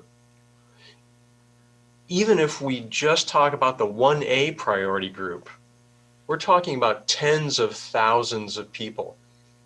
And we have received, fewer than 2,000 doses per week. As of yesterday afternoon, we have vaccinated 4,669 people. So basically, every dose we receive, we stick in somebody's arm. And so far, that has been primarily EMS, healthcare workers, teachers, and police, sheriffs. And again, we've scheduled every dose that we receive. And right now, because we're trying to anticipate, we're scheduling, people for appointments where we haven't received doses yet. So we have to rely on the state to continue sending us vaccine. It's like you said, a lot of frustration involved in this, especially when you're talking about you have limited resources, limited personnel, and you're trying to reshift what they're doing and where they're doing it, but then they're now just seems like they're sitting idle while they wait for the vaccine because you don't want to not have them in place. No. There's nobody sitting idle, trust me. I mean, we've been redeploying community nursing, environmental health personnel, clinic nurses in order to continue our testing regimen that's out at our mobile sites.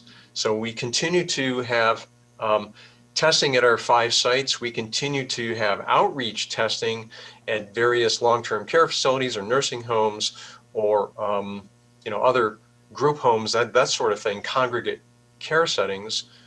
And we continue to redeploy them at our testing sites as we receive vaccine and schedule people for vaccination. And let's be clear, these activities are in addition to the usual tasks of public health, managing other outbreaks and epidemics, rabies and enteric diseases, salmonellosis and things like that, Legionella.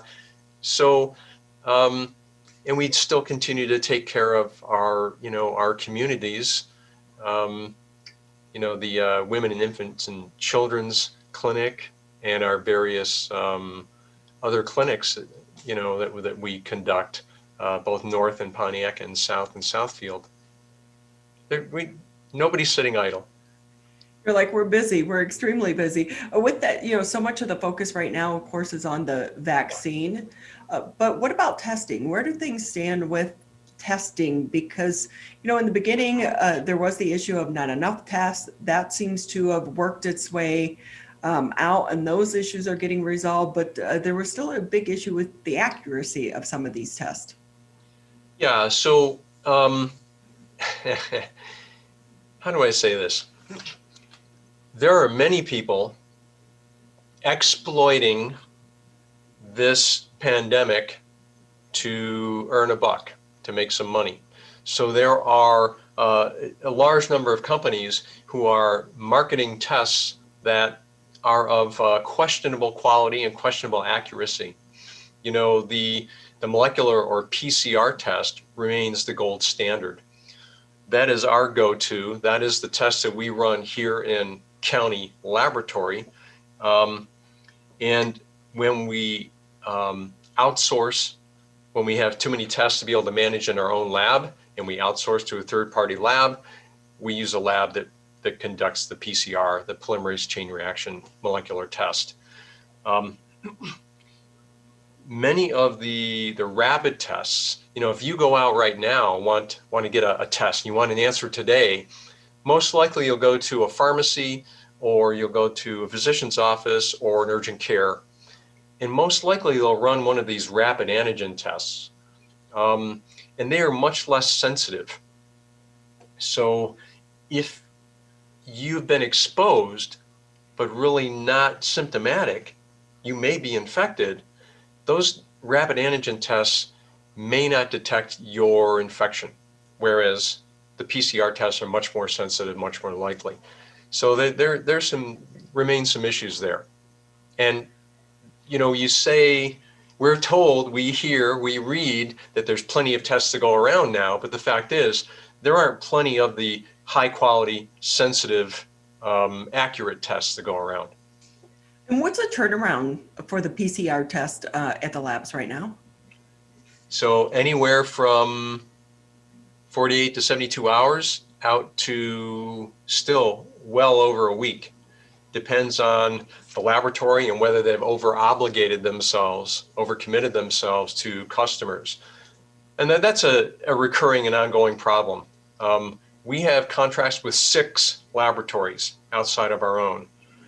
And the early experience is often, they've got a new customer, it's county health, they can turn it around in 24 to 48 hours. That's usable.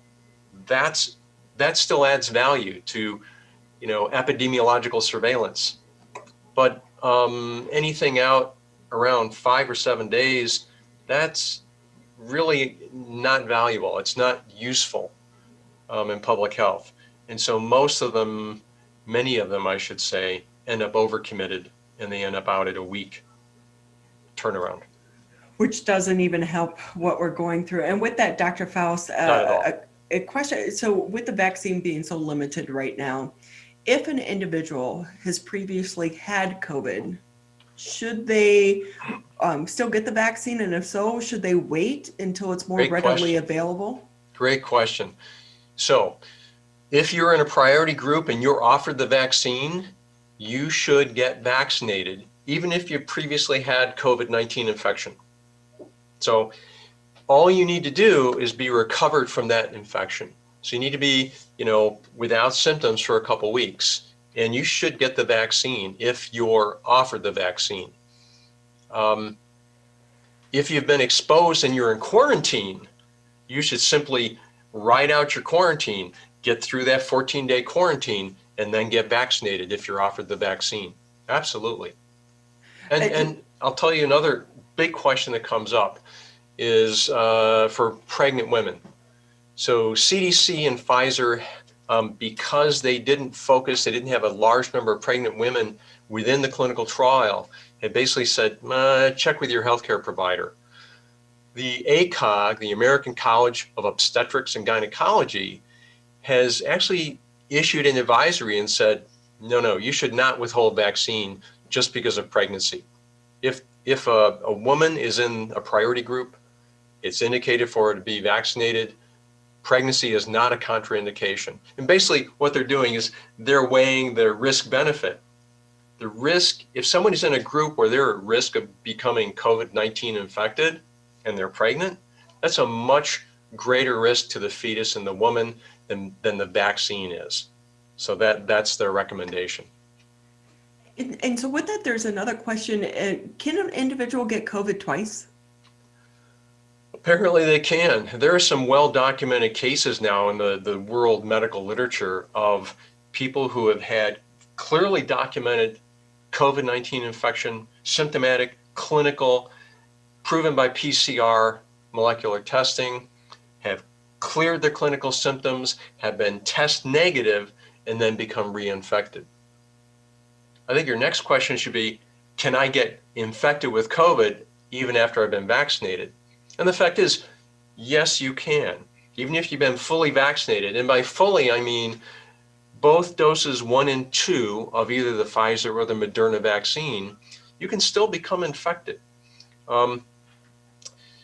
So the evidence is that if that happens, your severity of symptoms will be much less than if you're not vaccinated.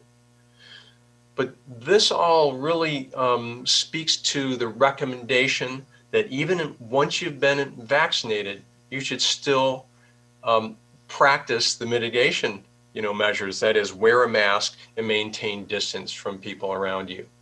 And there are a couple reasons for that.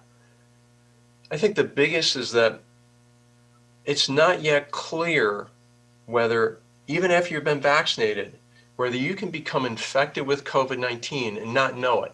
That is, you could be a carrier, a so-called viral carrier. You can become infected with it, carry the virus, and transmit it to someone else and never be symptomatic, never know it. And so we know, because it's transmitted by respiratory droplet, those who wear a mask don't transmit to those around them. They don't infect people around them. So the recommendation right now, until we get more data, is that even after vaccination, wear a mask, maintain distance. This will help put an end to the pandemic. This will help protect everybody. Oh, we can't wait till there is an end to this pandemic. Oh my and gosh. With that, so you were just Getting old, isn't it? Very old. And you were just mentioning about people that are asymptomatic. What if someone who is asymptomatic, they're positive for COVID-19, but they don't know it, but they get the vaccine? Will that have any side effects, or is just unknown at this time? It's unknown at this time. I appreciate you offering that as an answer. It is unknown at this time. We should talk a little bit about side effects of the vaccine. So historically, most vaccines have an adverse reaction, so let's say an anaphylactic reaction, severe adverse reaction of about 1 in a million. These vaccines, I should say, the mRNA vaccines, both Pfizer and Moderna, have an adverse reaction profile that's greater, is it like 1 in 80,000, something like that. There have been no fatalities, so that's great news. But people should be aware, the symptoms that are expected are fever, headache, fatigue, body aches, joint aches. Those are the big 5. Okay, fever, headache, body ache, joint ache, fatigue. The things that are concerning appear to arise not due to the mRNA, but due to the lipid nanoparticle, the encapsulation of that's used for the vaccine. And as it turns out, there are lipids in there that are in other things that historically have been considered inert. They're in toothpaste, they're in other medicines, they're in our shampoo. And most of us actually have a few antibodies to those. A small number of us have a high amount of antibodies, and those are the folks that are reacting. So the folks that should not be getting the vaccine are those who have had a very strong reaction to, severe allergic reaction to foods, medicines, any kind of injectable medicine, IV or vaccine. You know, it's interesting because when you're talking about the side effects, we've interviewed a couple people that have had their second dose of the vaccine. And for them, they were saying really it was nothing on the first one, but it was the second dose where they were, you know, experiencing some of those side effects that you just mentioned, fatigue and the headaches. Oh, yeah. Why is that? Why not for the first time, but for the second time? I think it just tells you that your immune system is mounting a very strong response. And frankly,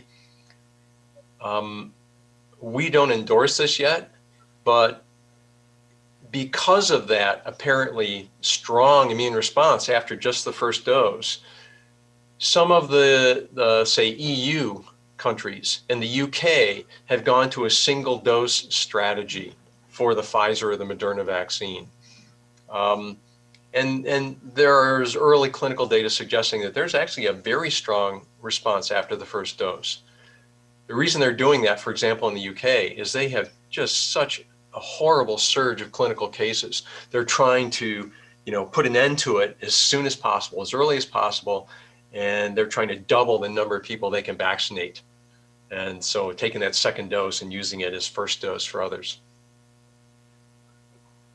Yeah, we've heard that even be mentioned here in the United States as possibly, releasing some of those doses because, you know, they're still going to be manufactured. So instead of holding them for the month, you're going to be making more of the vaccine during that time for the people for the second dose, but let's get as many people vaccinated as early as possible. Yeah, apparently the Biden administration, the Biden-Harris administration have announced that that is their plan, to release all the vaccine instead of holding it back for second dose. And, you know, I think the worst case scenario would be that people that are scheduled to have their second dose at the 21-day mark or the 28-day mark aren't able to get it at that time. So I think worst case scenario, they'll get it later. And again, you know, that has actually been a strategy adopted in some EU countries. I think it's Sweden or Norway that is routinely scheduling second dose out at 3 months. Too early is not good, but too late isn't horrible. It's not a big detriment in a 2-dose vaccine. So when we talk about trying to get enough people vaccinated to get to herd immunity, I just watched a documentary about the Ebola outbreak in Sierra Leone. And when these pandemics come to an end, what makes that happen? Because we're hearing what now it could be 2021, 2022, but I'm fascinated by it seems to me, even if one individual gets it, couldn't we continue to keep spreading it? How does a pandemic come to an end? That's a great question. I would refer you, and I'll try to answer it to the best of my ability, but I would refer you to an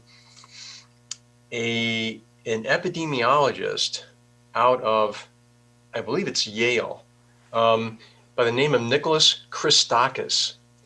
And his expertise is on epidemics and pandemics historically. And so he basically has looked at the natural history, exactly what you just asked about, the natural history of a pandemic over time. You know, exactly how does it spread through a population, a small population or a large population, say separate populations, separate towns or, you know, villages, and what does finally bring it to an end? It's a very interesting question, and I don't think anybody has answered that better than he has. For some of the prior, let's talk about SARS just briefly, or MERS. You know, those appeared to be pandemics. You know, there was a lot of fear that that would be a global catastrophe. And those viruses, like SARS-CoV-2, the COVID-19 virus, were spillovers, zoonotic spillovers from an animal. Both of those, however, mutated rapidly enough that those epidemics came to an end. Unfortunately for us, the variants, the mutation variants in SARS-CoV-2 appear to only have improved its ability to be transmitted from person to person.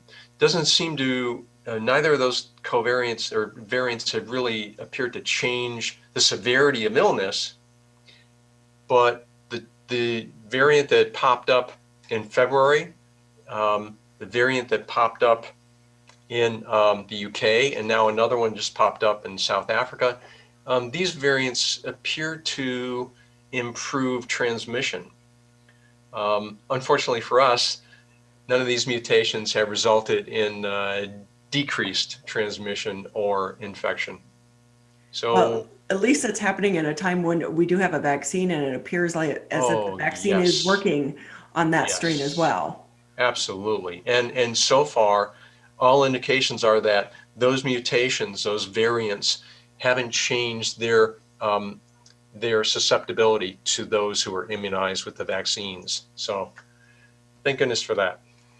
Just another minute or two here left with you on the Megacast. One thing I did see is, I think there was a report that the number of flu cases are actually down this year. And really, to me, it's not surprising because we've been, keeping away from one another. Yeah, I suppose that is one of the few silver linings of this pandemic, and people wearing masks and maintaining distance. And I just want to thank our fellow Michiganders for doing such a great job of listening to the recommendations from public health, because frankly, we did not see the anticipated surge after, for example, the Thanksgiving holiday or the more recent, Christmas, Hanukkah holidays. We're grateful for that. So we've done a great job, I think, across the state. So with that, though, when it comes to family and friends, if everyone in a group has already had COVID, is it okay for them to get together and have a family dinner? Their risk is certainly lower than, say, not having had a history of being infected with COVID and being in a group of unknowns or, a large group of people. So yes, that's certainly safer. A group of people who have been vaccinated is certainly safer. But again, because of those kind of unknowns that I mentioned earlier, masking and distancing is still important and still the safest. There's no 100% safety. Certainly they're safer than they would be otherwise. So do you see 2021, let's say next December, will we be back to life as we knew it before? We can have, family gatherings without a mask and no social distancing. I think if everybody is vaccinated, I think that will be the case. But I think moving forward, until we've completely eliminated this virus, that is everybody's vaccinated, I think this kind of precautionary behavior of masking and distancing will be with us for a while yet.